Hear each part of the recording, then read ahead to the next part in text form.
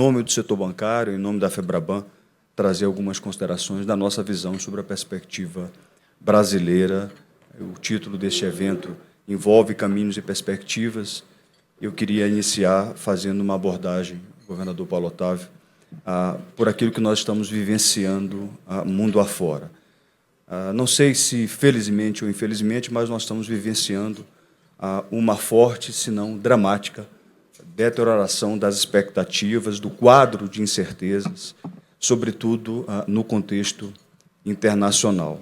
E nós não vivemos numa bolha, presidente Meirelles, meu querido amigo, ministro da Fazenda, de quem tive a honra de ser chefe de gabinete. O amigo bem sabe que o Brasil não vive isoladamente e nós precisamos ter uma nova lente para enxergar quais são as perspectivas de melhora ou não da economia brasileira nesse contexto. Não há como nós enfrentarmos os velhos desafios que o Brasil tem, que o Brasil ainda se ressente, ou pensar em oportunidades, ignorando o mundo que nós conhecíamos, o que nós supunhamos conhecer e que agora mudou de forma, eu diria até radical. É bem verdade que essas mudanças já vinham ocorrendo, em certa medida, mas com o enfrentamento do que nós estamos vendo, a gente tem visto aí uma aceleração de forma impressionante de mudanças. Temos aí como marco a posse do presidente Donald Trump. Há pouco o governador Paulo Otávio disse, e também outro aqui mencionou, que nós vamos precisar, sim, dialogar com os Estados Unidos, é importante, mas o fato é que nós estamos vendo, no plano geopolítico, uma mudança de 180 graus, e não é mais aquela boa e sadia liderança compartilhada entre os aliados ocidentais. Talvez possamos fazer uma pergunta para uma reflexão, se nós já estamos ou não vendo o abandono daquela política que fortalecia de forma importante as instâncias multilaterais de negociação. Ao menos que nós estamos vendo, nesses primeiros movimentos da gestão do governo do presidente Trump, é que eles parecem estar buscando uma nova ordem internacional, mais individualista, mais protecionista, mais isolacionista. E isso tem impacto do ponto de vista econômico, isso pode trazer consequências relevantes para a economia global. Nós estamos vendo também de forma abrupta os Estados Unidos fazendo cortes muito agressivos nos impostos, nas despesas, isso ainda diante de um cenário agudo de fragilidade fiscal americana. Então, a gente pode estar diante de um agravamento, ministro Meirelles, do quadro fiscal americano. Isso terá prováveis impactos sobre a política de juros que é conduzida pelo FED, que é o Banco Central americano. Os juros lá ainda estão bastante elevados para o padrão americano, e isso também traz consequências para a economia mundial. Nós também temos de ressaltar que estamos vivenciando uma política tarifária hostil em curso. Nós não sabemos a extensão dessa política comercial hostil, são muitas idas e vindas que só amplificam as incertezas, e o mundo pode estar caminhando para um protecionismo comercial com consequências nefastas, como, por exemplo, uma forte redução dos fluxos comerciais, mais pressões inflacionárias, volta a acordos apenas bilaterais e mudanças nas cadeias globais de suprimentos. E o Brasil? O Brasil ele foi citado como um dos países que tem taxas de importação superiores, portanto, também estamos na iminência de sermos atingidos por essa nova política comercial americana. E o ponto central, eu diria até de certa forma alarmante, é que nós podemos estar apenas no começo desse jogo, com riscos potenciais para todas as economias. Estamos num período de muita volatilidade nos mercados, isso deve se intensificar. É possível também esperar, e isso seria especialmente danoso para o Brasil, que haja uma redução no fluxo de recursos para os países emergentes. E a pergunta que nós temos de fazer é onde estamos nesse contexto global. Brasil, esse painel é sobre perspectivas para a nossa economia.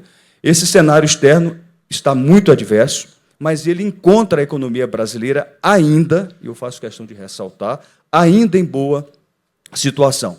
Mas nós não podemos abusar da sorte, porque nós temos diante de nós desafios que são bastante relevantes. O que nós estamos vendo é que o mar lá fora está muito revolto, é preciso saber navegar nesses mares bravios, nós precisamos fortalecer o casco da nossa embarcação, nós bem sabemos que precisamos fazer, a gente precisa aproveitar essas oportunidades também advindas desses momentos adversos, porque há ventos favoráveis para que nós possamos também nos favorecer.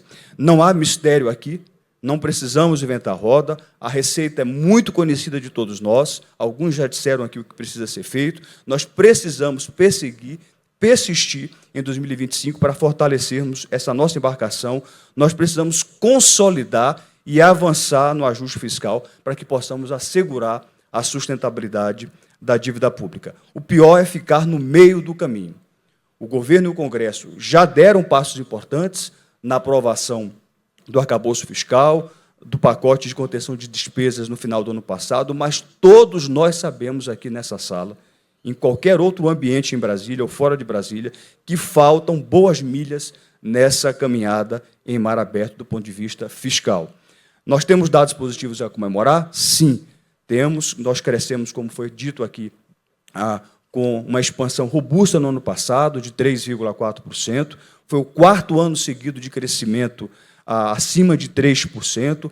O consumo das famílias cresceu quase 5%, 17% de investimento de crescimento no ano passado.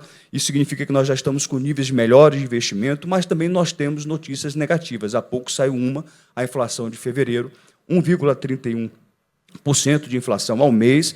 A nossa economia está suportando uma carga muito pesada de juros para conter a inflação, que está em níveis elevados, muito acima do teto, rodando em 5%, e as expectativas inflacionárias também estão deterioradas.